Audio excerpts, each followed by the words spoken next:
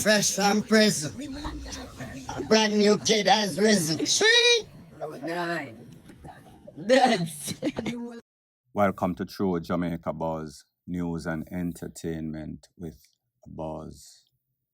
This one is called Chicken Mary Hawk the Near. About a week or so ago, an artist known as Jamal Donman, he was performing at the Mecca nightclub that is in Kingston. As soon as he left with his entourage of about 11 to probably 15 persons, he was rushed by CTAC and Special Operation.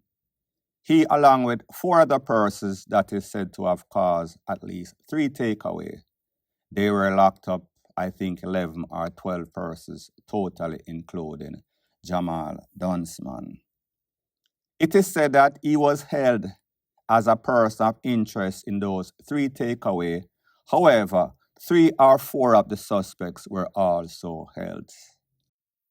Based on the police intelligence, it is said that Jamal Donman is a leader of the Duns gang that operates out of Barrettown. Barrettown is in St. James. Now, people, this is my disclaimer before I proceed. I am assuming that this video is new. Or maybe it is a video from one of his previous release from prison. I doubt it very much. I say this to say that I told you the theme of this Chicken Mary Hawk the Near. So we see that Jamal is in celebratory mode, and there's one thing that I've always said: premature celebration is worse than premature ejaculation. That means don't come too soon because you might be gone too soon. There was an artist before Jamal known as Tommy Lee Sparta. He was exhibiting the same type of tendencies. He was always in a trouble with the police. We saw that he was blacklisted, losing millions of dollars, all sorts of lawsuits, can't get no visa to go to the main places, including America. We saw that he had at least a couple of close calls. We saw that eventually he was held with a toll. He was given about 3 years just before the amendment of the Firearm Act, and he came out maybe about 2 years or so into that 3 years. We see him kind of calm down for the most part. Not going to say he's calmed down 100%. So I say this to say that to you, Mr. Jamal, and I hope that you're listening, and I hope that some of your Dunsbad friends are actually listening. I might give you a message if you'll actually listen. These people, even though they held you as a person of interest, not a suspect, but you are the leader of that gang that is responsible for causing chaos and catastrophe in St. James, specifically Barrettown. That means that anything goes on, you have to endorse it. You have to be a part of the conspiracy. So because they don't have evidence to say, yes, you did this or you called the shot, they know within themselves that you probably did. Probably being the operative word. So therefore, they might have sent you out because of lack of evidence. Not to say that you're innocent or you're an innocent man by any stretch of the imagination. Just to say that them send you out so the ops can get you or they themselves can get you. And you know by get you what it means. I hope you got it. Point blank and period. So the next thing that is popping in the news based on the video that is playing in the background on your screen as I speak, of an incident that took place in a place called Nutshell that is in Yuatan. Yuatan is in LINSTEAD. LINSTEAD is in St. Catherine. Where it is confirmed that at least 2 persons got caught up. One person, the driver of that vehicle, his name is Bima Boss. The next lady known as Fine. Stage name or Facebook name Vanessa English, sorry. Now, people, based upon information, this took place in the early morning, wee hours of the morning, less than 24 hours ago. It is said that a vehicle pulled up, sprayed them. I counted at least 30 shots, entrance wound in that vehicle. So you can imagine that the person that was at the passenger side, she was a target, meaning fine. The man was also hit. Call it casualty of war. Don't know what you want to call it.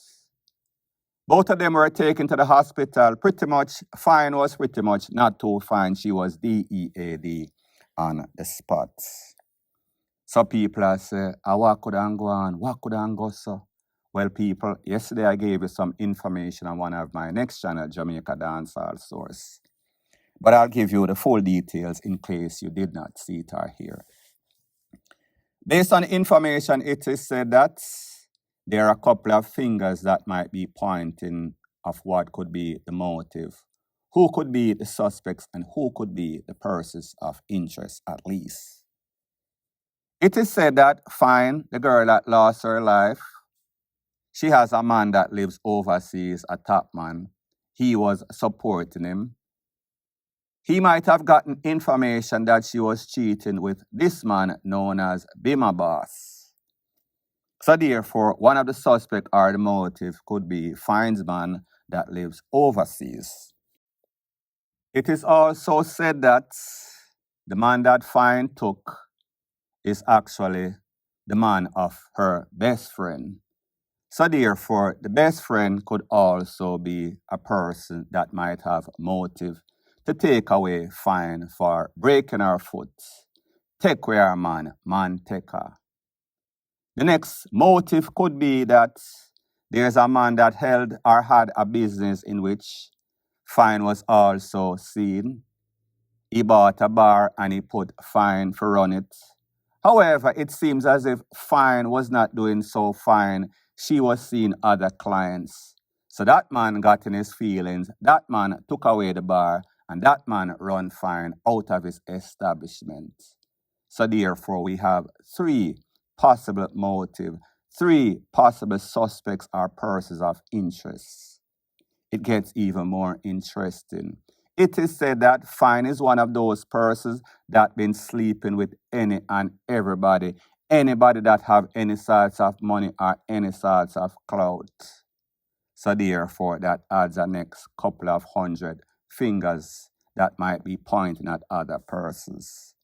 Moral of the story is this: whenever you have too much iron in the fire, that fire could flare up, ignite, combustion, burst, and blaze you up. Such is the case as it pertains to Fine. And like I've always said, you sleep and mark DEATH for all of you aspiring whores out there that feel as if this is the way to go. Your pum-pum is a passport to the world, or your beauty or brownness, whatever you want to call it, is going to give you a pass, a hall pass. It might lead you to the all of all the above. That is called Destination Doom, which is prison or the graveyard. In this case, we see exactly where it led, point blank and period. So the next thing that is popping in the news, it is called the bridge of communication. It has disintegrated, wiped out, washed away. When it comes to people in Jamaica, people on any sorts of work sites, strangers, police, and normal civilian, I am going to let you hear a story from one of those professional journalists on one of those media outlets, explaining in intricate details. Two men, 20-something-year-old, and the next man, 50-something-year-old. One of them is a forklift driver. He works on a site, and the next one is a driver that takes home the employees because sometimes they leave work late, and sometimes it is just for convenience by the company that they work for. A driver is under investigation by the Hunts Bay Police after he reportedly shot and wounded a forklift operator employed to Dex Management and Logistics Services. The shooting incident occurred on a bus along the Mandela Highway in the vicinity of the 6 Miles Bridge in Kingston near midnight on Monday. It's reported that the 57-year-old driver was dropping home workers when the 24-year-old forklift operator, who was scheduled to be dropped off in Portmore, fell asleep in the vehicle and missed his stop. He woke up and realized that the bus had reached Spanish Town Road. Upon realizing that the driver was not turning back, an argument developed between the two.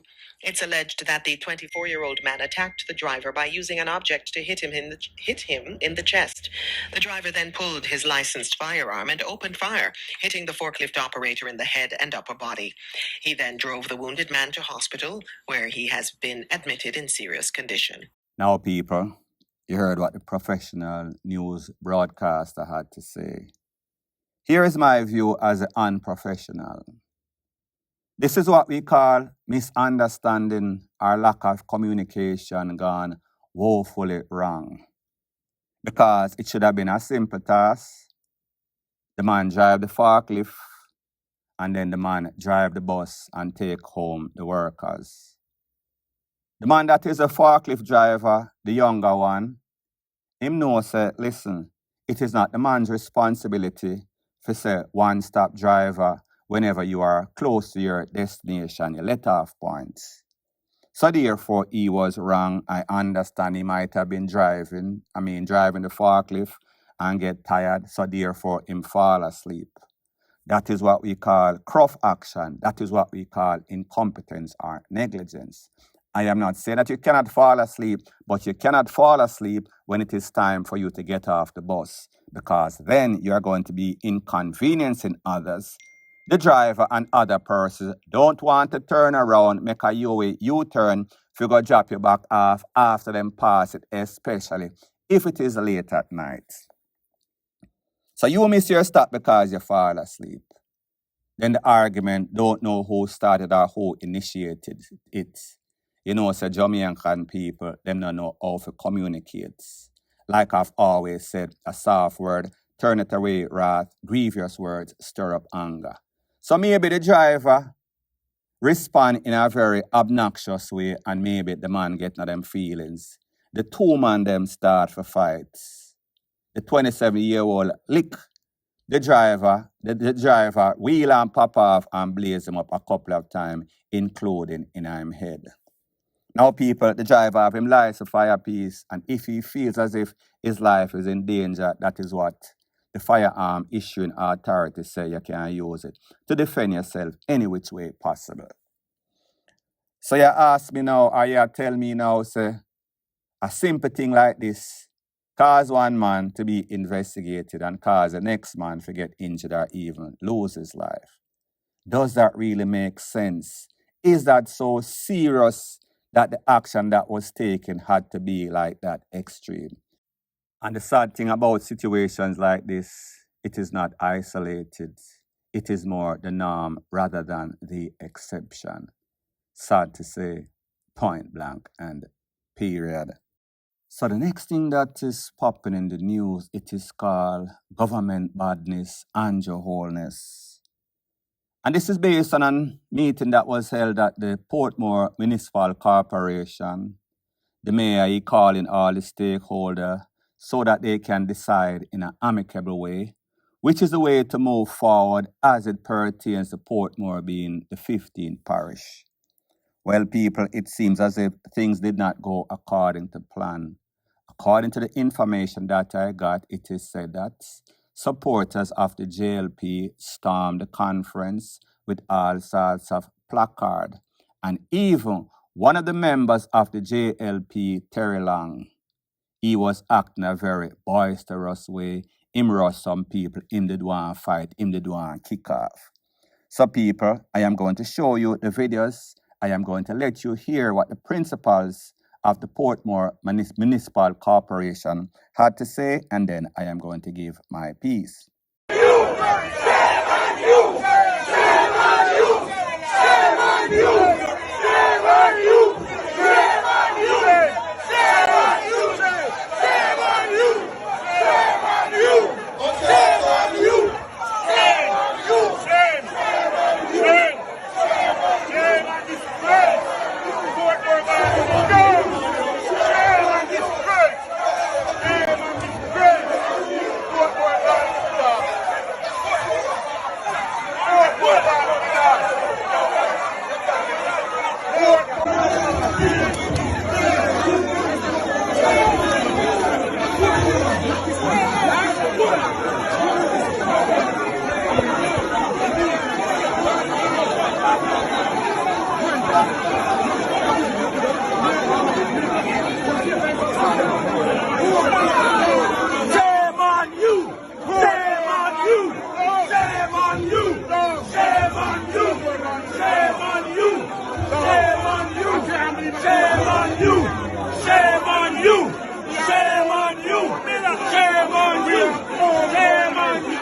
So people, you saw it in live and in living color.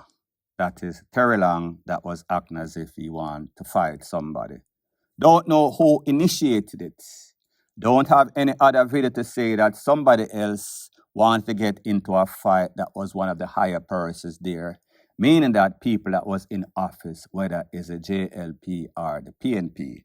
So therefore, if you have videos with the PNP acting boisterous, please send them to me so that we can have a balanced story. So I wanted to hear from the principals of that corporation what they had to say as it pertains exactly what took place, their side of the story, and then I'll give my piece.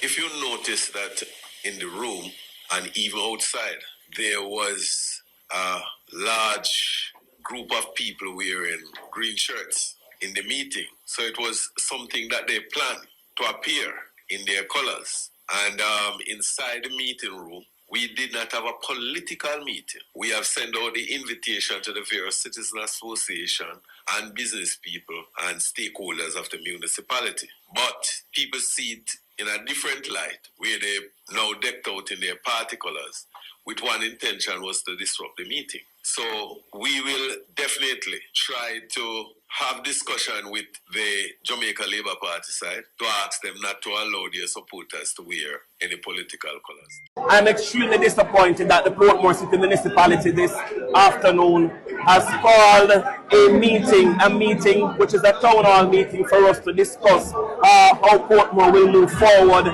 if it should ever become the 15th parish. And to our surprise, members of the Jamaica Labour Party got up in a room packed of people with placard bearing, walking around and surrounding their members of parliament, Mr. Miller and Mr. Terry Long. I saw the crowd started chanting "Shame on you" to both Mr. Miller and to Mr. Terry Long, and to our surprise, we are shocked and in dismay that they would have brought the meeting to this. It is clear that this is a planned demonstration by the Jamaica Labour Party, and they have carried out, same in here, bringing the meeting into severe disrepute, and the chairman had to terminate the meeting early. I must say that this is a sad day for Portmore. The Sunshine City has sunken into darkness. God bless. I'm going home to my family. I'm hoping everybody will go home safely. So people, you saw the videos, you heard what the mayor had to say, you heard what other persons had to say as it pertains to that. Disclaimer before I proceed, if you're a supporter of the JLP and you have other videos to substantiate or contradict or conflict what you're seeing right here, please send them to me, 1-876-894-2711. It is sad on all fronts, meaning whether you are JLP or PNP, that this is the way that we conduct business in a very barbaric, very uncivilized way in a 2025. This has been going on for a couple of decades, and it seems as if the more that things change, the more they seem the same. As a matter of fact, it even has gotten worse. A sad state of affair in politics in Jamaica, point blank and period. So anyways, people, thanks once again for checking out my video. If you appreciate videos like these, please show your appreciation by liking, commenting, sharing, and subscribing to my channel. That is how YouTube promotes videos like these to like-minded, sensible persons like yourself. Bless up.